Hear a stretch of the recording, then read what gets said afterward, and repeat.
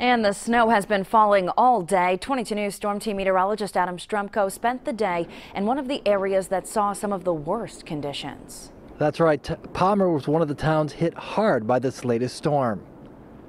Light snow started falling early Thursday morning and picked up in intensity and continued through the afternoon. The winds picked up and the blowing snow made it difficult just to see down the road. While some welcomed the snow, others could have done without it. As a person that moved up from down south, yeah, I hate the snow.